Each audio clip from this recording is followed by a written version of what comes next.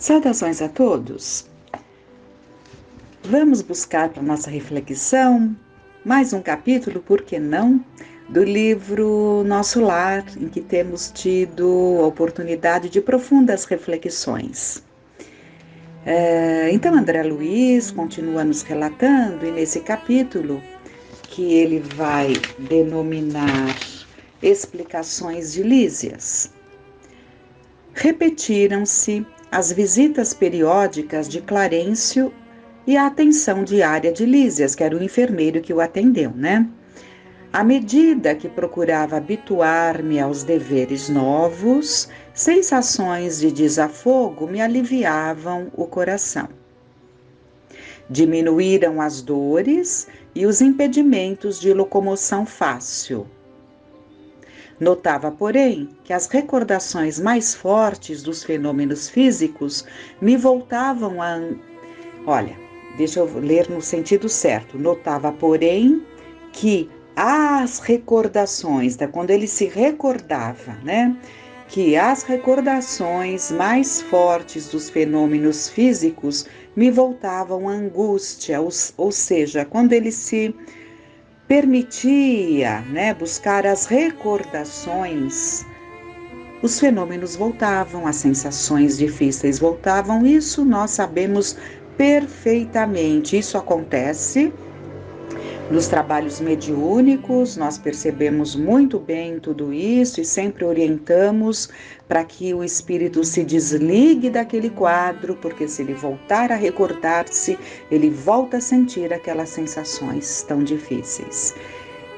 E nós mesmos, com o corpo carnal, quantas vezes ao nos recordarmos de certas coisas, já começamos a sentir não só o efeito emocional danoso daquela recordação, que se reflete inclusive no nosso corpo físico. Então é isso, e ele estava notando, né? Notava, porém, que há recordações mais fortes dos fenômenos físicos me voltavam a angústia, o receio do desconhecido, a mágoa da inadaptação. Apesar de tudo, encontrava mais segurança dentro de mim. Deleitava-me agora contemplando os horizontes vastos. Ele passou a ter um olhar para aquilo que ele podia desfrutar, debruçado a janelas espaçosas, né? Então, ele ficava ali deleitando-se. Impressionavam-me, sobretudo, os aspectos da natureza. Quase tudo melhorada a cópia da terra, né? Quase tudo que ele via, melhorada a cópia da terra. Cores mais harmônicas, substâncias mais delicadas. Forrava-se o solo de vegetação, grandes árvores, pomares fartos e jardins deliciosos. Desenhavam-se montes coroados de luz, em continuidade à planície onde a colônia repousava. Todos os departamentos apareciam cultivados com esmero.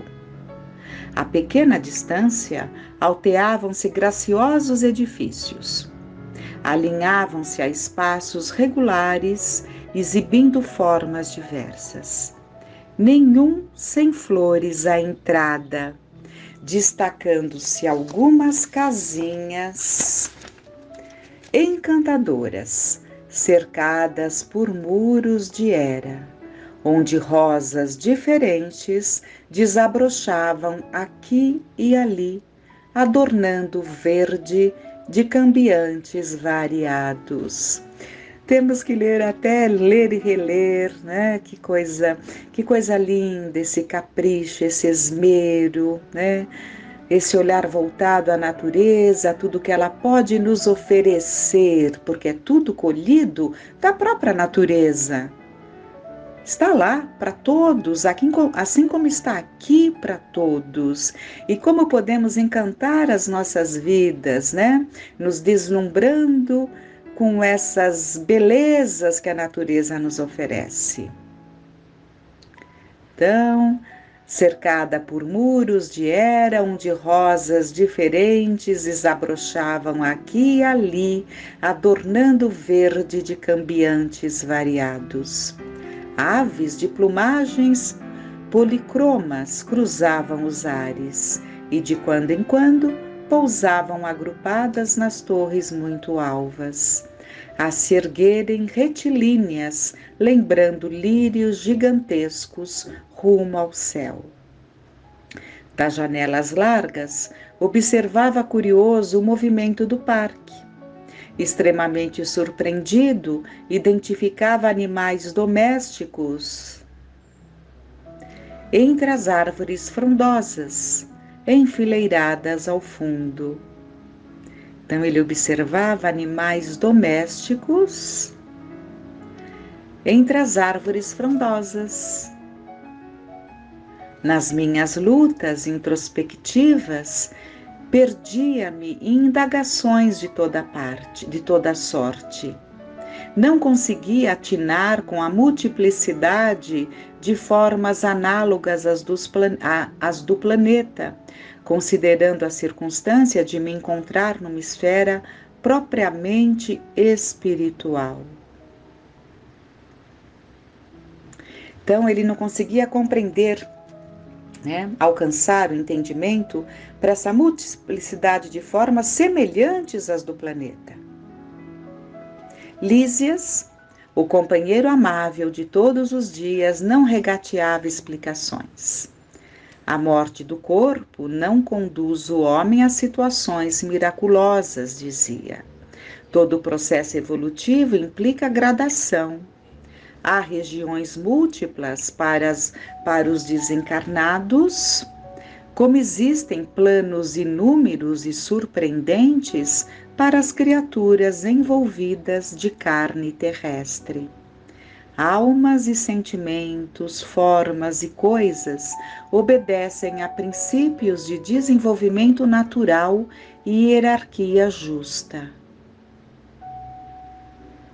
Então, almas e sentimentos, formas e coisas, todas estão ali nesse desenvolvimento natural, obedecendo a esses princípios. Preocupava-me, todavia, permanecer ali num parque de saúde. Havia muitas semanas sem a visita sequer de um conhecido do mundo. Afinal, não fora eu a única pessoa do meu círculo a decifrar o enigma da sepultura. Meus pais me haviam antecipado na grande jornada. Amigos vários no outro tempo me haviam precedido. Por que então não apareciam naquele quarto de enfermidade espiritual para conforto do meu coração dolorido? Bastariam alguns momentos de consolação. Então, lá estava ele se questionando o porquê de não receber a visita. Assim como recebemos quando estamos internados aqui, e ele com certeza recebeu, ele estava estranhando muito, porque já fazia dias, Havia semanas, havia muitas semanas que ele estava nesse parque de saúde. Um dia, não pude conter-me e perguntei ao solícito visitador: meu caro Lísias, acha possível aqui o encontro com aqueles que nos antecederam na morte do corpo físico? Como não? Pensa que está esquecido? Sim, porque não me visitam. Na terra, sempre contei com a abnegação maternal. Minha mãe, entretanto, até agora não deu sinal de vida. Meu pai igualmente fez a grande viagem 3 anos antes do meu trespasse. Pois note, esclareceu Lísias, sua mãe o tem ajudado dia e noite, desde a crise que antecipou sua vinda. Quando se acalmou para abandonar o casulo terrestre,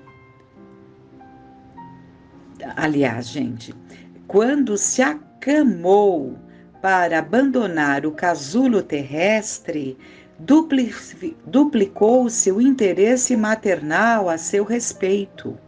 Talvez não saiba ainda que sua permanência nas esferas inferiores durou mais de 8 anos consecutivos. Então, ele permaneceu 8 anos no umbral. Ela jamais desanimou. Intercedeu muitas vezes em nosso lar a seu favor. Rogou os bons ofícios de Clarencio, que começou a visitá-lo frequentemente, até que o médico da terra, vaidoso, se afastasse um tanto, a fim de surgir o filho dos céus. Compreendeu? Então, agora, ele está recebendo o esclarecimento de que sua mãe intercedeu constantemente por ele durante aqueles 8 anos em zonas umbralinas. Intercedeu, recebeu de Clarencio, essa adesão para ajudá-lo, para interceder por ele, e Clarencio passou ali a visitá-lo constantemente, frequentemente, até aquele dia, em que aquele médico vaidoso, que ele tinha sido até então, desse oportunidade de surgir nele, como ele fala aqui. O médico vaidoso se afastou um tanto, claro, evidentemente, não é assim que se operam mudanças, e surgiu ali o Filho dos Céus, ou seja, ele compreendeu que ele era filho de uma força suprema. Foi quando ele se volta ali a Deus e pôde então perceber a presença de Clarencio, e daí tudo que temos visto. E André Luiz continua narrando: eu tinha os olhos úmidos, ignorava o número de anos que me distanciavam da gleba terrestre. Desejei conhecer os processos de proteção imperceptível, mas não consegui. Minhas cordas vocais estavam entorpecidas, com o nó de lágrimas represadas no coração. No dia em que você orou com tanta alma, prosseguiu o enfermeiro visitador, quando compreendeu que tudo no universo pertence ao Pai Sublime, seu pranto era diferente. Não sabe que há chuvas que destroem e chuvas que criam? Lágrimas há também assim. É lógico que o Senhor não espera por nossas rogativas para nos amar. No entanto, é indispensável nos colocarmos em determinada posição receptiva, a fim de compreender-lhe a infinita bondade. A emoção que nos chega muitas vezes, é fruto do sentimento que temos por André Luiz. Todo espírita afeito à leitura, todo espírita que busca, nas suas obras que vieram através do Chico Xavier, acabam desenvolvendo por André Luiz um sentimento muito íntimo, um sentimento de admiração tão grande que a emoção dele nos alcança. Daí muitas vezes nos emocionarmos quando ele está vivendo, nos repassando um momento assim. E ele continua: um espelho enfuscado não reflete a luz. Desse modo, então, Lísias está colocando, um espelho enfuscado não reflete a luz. Desse modo, o Pai não precisa de nossas penitências, mas convenhamos que as penitências prestam ótimos serviços a nós mesmos. Então, na verdade, Deus não quer, ele fala: misericórdia sim. Jesus não fala ali? Misericórdia sim. Ele fala sofrimento, não é bem sofrimento. Talvez penitência, não, eu não me lembro exatamente a palavra que ele fala, mas é nesse sentido. Sofrimento, não. Misericórdia, sim. Podemos buscar isso para ficar mais enfatizado, mas a lição é a seguinte: o que ele quer é misericórdia, o que ele quer é que estejamos bem, né? Mas o sofrimento vem. O sofrimento vem porque acabamos nos colocando nessas condições, criamos condições de sofrimento que trazem resultado. É isso que o Lísias está falando. Você entende, né? Que essa penitência toda que você viveu trouxe bons resultados? A diferença para nós espíritas é que é por um tempo. É um tempo necessário ao despertar, muito diferente do fogo eterno, das penas eternas, ensinadas equivocadamente por outras crenças. Entendeu? Clarencio não teve dificuldade, e ele continua, Clarencio não teve dificuldade em localizá-lo, atendendo aos apelos de sua carinhosa genitora da terra. Você, porém, demorou muito a encontrar Clarencio, e quando sua mãezinha soube que o filho havia rasgado os véus escuros, com o auxílio da oração, nos lembramos bem, ele orou, chorou de alegria. Segundo me contaram. E onde está minha mãe? Exclamei por fim. Se me é permitido, quero vê-la, abraçá-la, ajoelhar-me a seus pés. É um misto de emoção, né? Esses aprendizados nos trazem um misto de emoção, porque nós espíritas sabemos que o desencarne não nos liberta dos sentimentos afetivos que temos. Então, onde estejamos, onde quer que estejamos, o coração de uma mãe, um coração de um pai afetuoso estará lá, né? Ligado a esses afetos. E tudo isso nos traz muita emoção. Por quê? Porque é a criação de Deus, né? Que pôs ali nos seus animais aqueles cuidados. O animal, ele cuida muitas vezes até mais, com tanto esmero da sua cria, até que ela esteja em condições de seguir. Ele cuida até que ela chega no ponto em que ela pode seguir. O seu instinto, simplesmente o instinto lhe proporciona isso. Mas nós, humanidade, que temos sentimentos, inteligência mais desenvolvida, o animal tem o princípio embrionário da inteligência, né?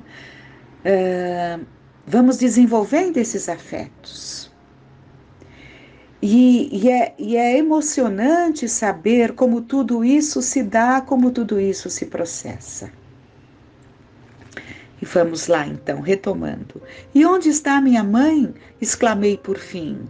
Se me é permitido, quero vê-la, abraçá-la, ajoelhar-me a seus pés. Não vive em nosso lar, exclamou Lísias.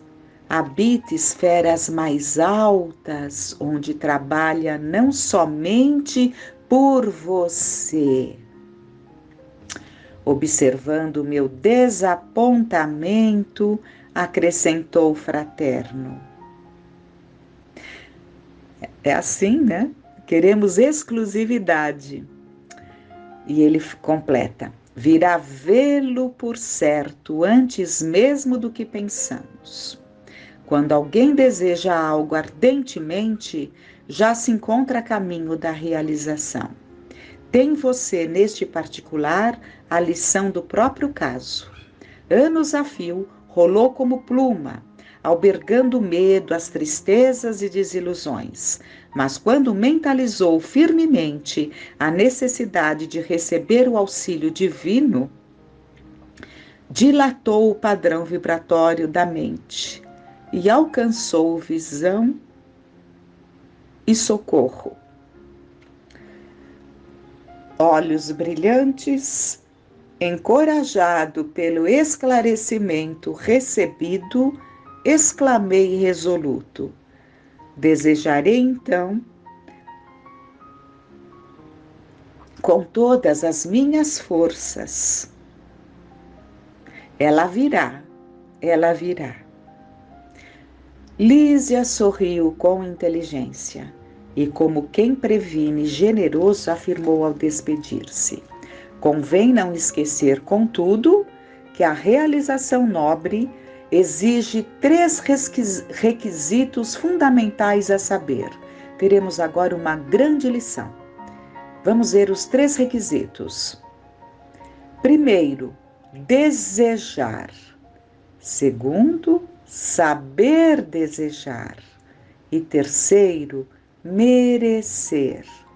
Ou, por outros termos, vontade ativa, trabalho persistente e merecimento justo. O visitador ganhou a porta de saída sorridente, enquanto eu me detinha silencioso a meditar no extenso programa formulado em tão poucas palavras. Quanto aprendizado! Que fiquemos em paz.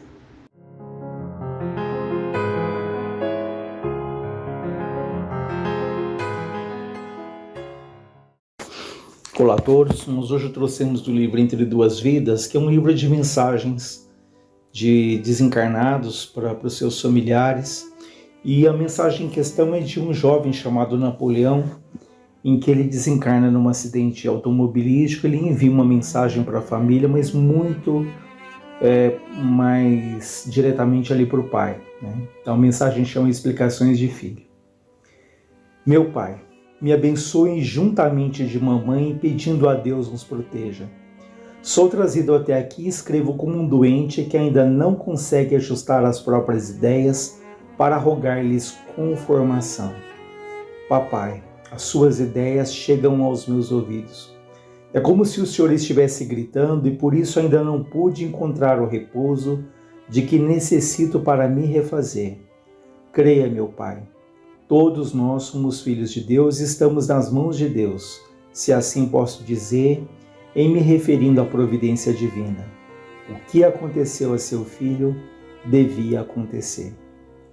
Então veja que no início ele já pede, né, para que o pai dele se conforme, né, que os pensamentos do pai ali chegam ali aos ouvidos e que ele não consegue ainda ter o repouso necessário em função ali da revolta do pai, dos pensamentos que o pai acalenta desde o falecimento dele, né?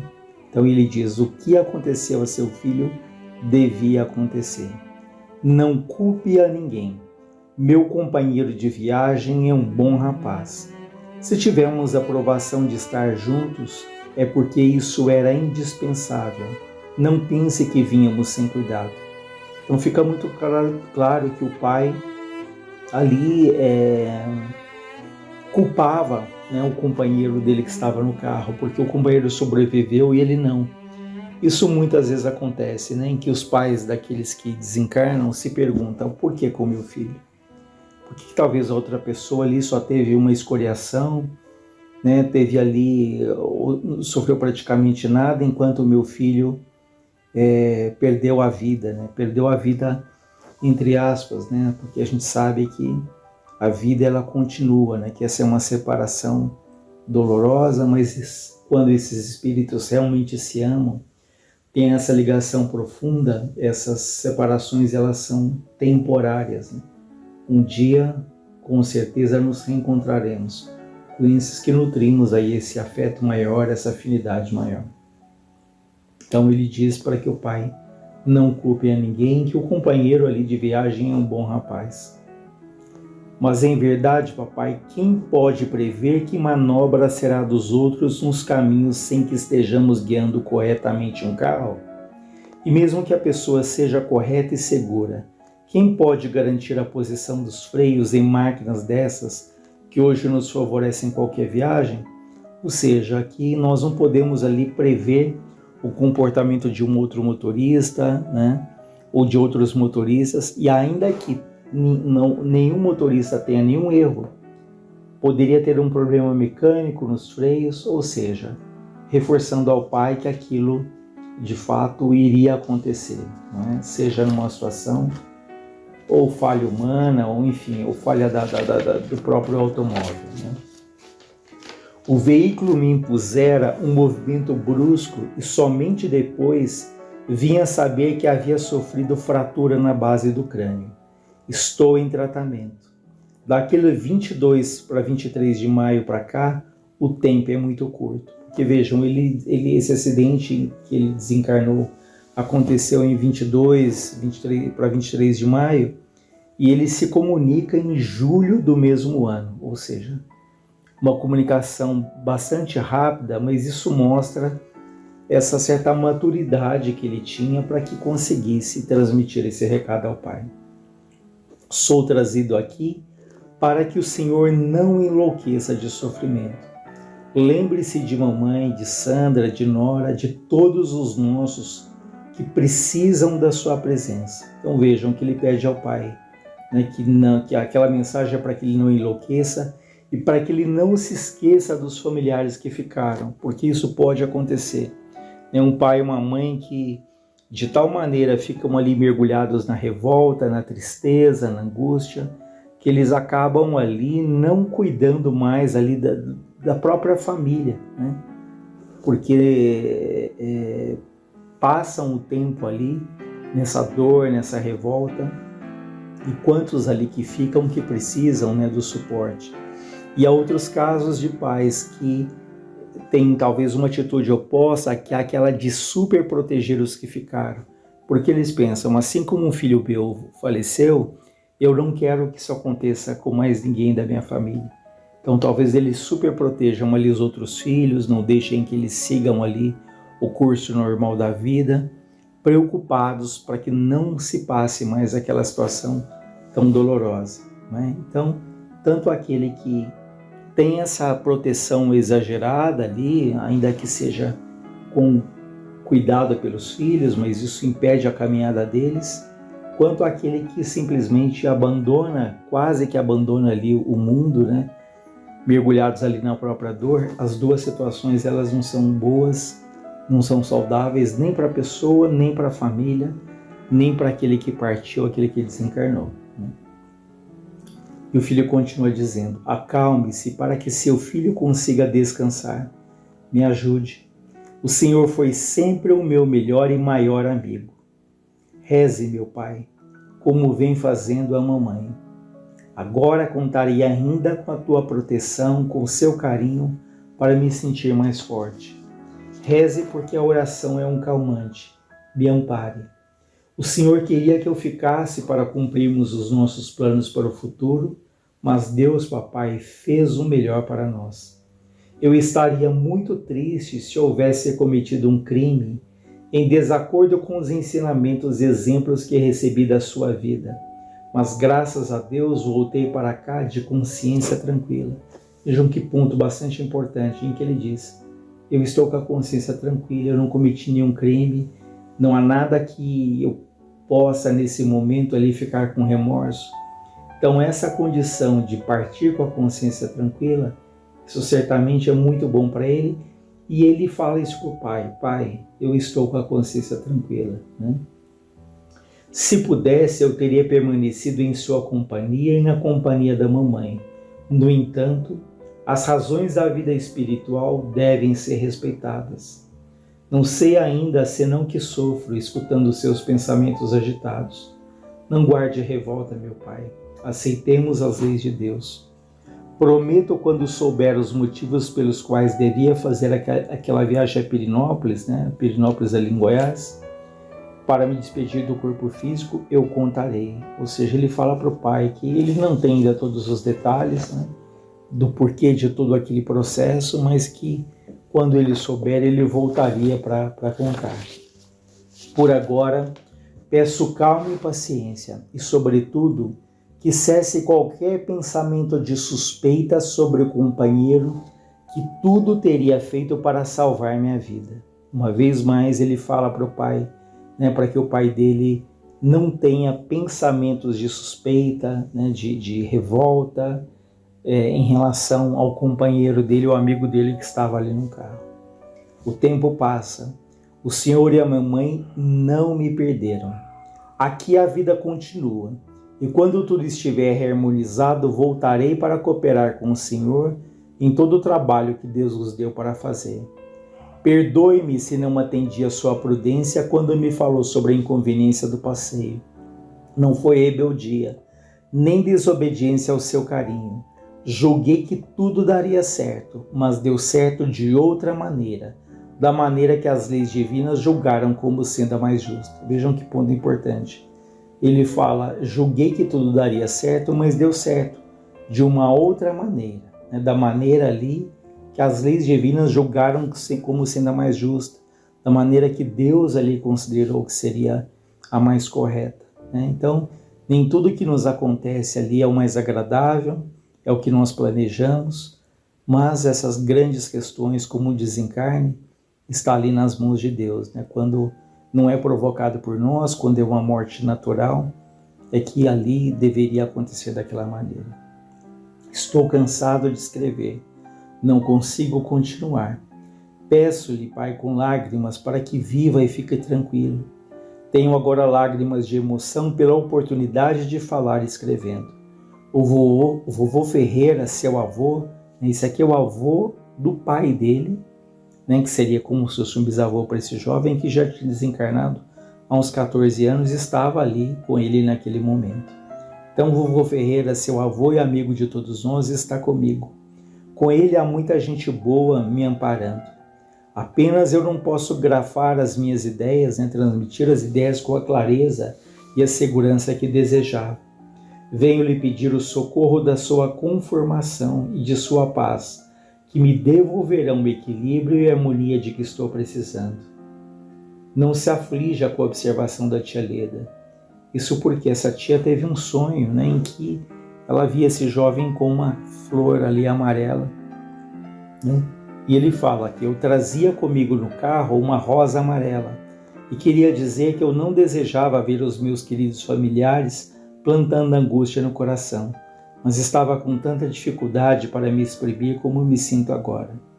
Papai, mamãe, compadeçam-se de mim. Não chorem mais, me ajudem.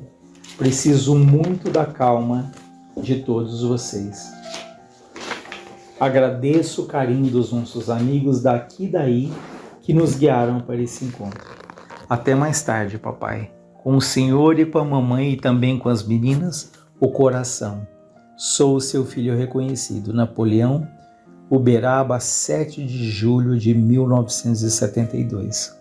Então é um relato bastante rico desse jovem que nos mostra o quanto nossos pensamentos eles podem dificultar a caminhada daquele que partiu.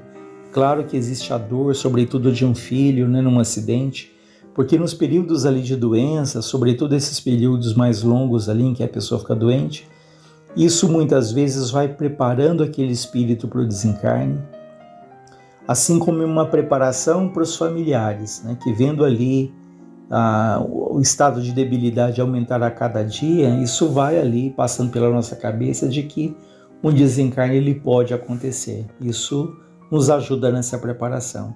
Agora, quando é um jovem em um acidente de carro, naturalmente foi totalmente inesperado, porque esse pai tinha planos, tinha projetos ali para o filho, mas esse filho deixa tão claro ali que não aconteceu nada nem antes nem depois. Era ali o fim de uma tarefa dele aqui na Terra. Então, certamente é uma prova bastante difícil para os pais, e a melhor maneira de nós ajudarmos aqueles que partiram é continuarmos a nossa vida, fazermos o nosso melhor, porque se nós estamos bem aqui, isso vai ajudar eles do outro lado, porque vão olhar e vão perceber que nós, apesar da saudade, apesar da dor, estamos lutando, estamos continuando a nossa vida, assim como eles continuarão a deles do outro lado.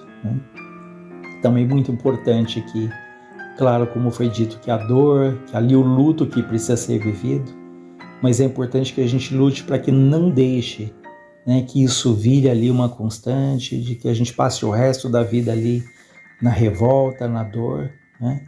Então uma saudade, ela é muito boa, ela é benéfica. Esses espíritos se sentem bem quando sentem que nós lembramos deles, que nós temos esse carinho, mas não é saudável quando nós alimentamos a revolta, né, a angústia, anulando ali os dias que nos faltam aqui na Terra. Assim como nós jamais devemos querer antecipar a nossa volta para o outro lado para reencontrá-los, porque quando nós, por algum motivo, provocamos a nossa morte para encontrar alguém, nós criamos um abismo gigantesco entre nós e esses espíritos que partiram, né? Então, tudo ali ao tempo de Deus, no tempo que Deus ali aprouver, né? Então, tenhamos a resignação, a confiança, a paciência, na certeza de que um dia nos reencontraremos com esses que amamos, mas isso tem que ser um caminho natural, né? Um caminho ali que a própria vida nos conduza sem que a gente antecipe o nosso retorno, seja pelo suicídio direto, aqueles que tiram a própria vida, ou indireto, em situações que a gente pode ali não cuidar mais da nossa saúde, não cuidar mais da nossa alimentação. Há pessoas que até entram num processo de demência, que é muito mais um processo de fuga do que propriamente uma doença ali que estava prevista na vida, né?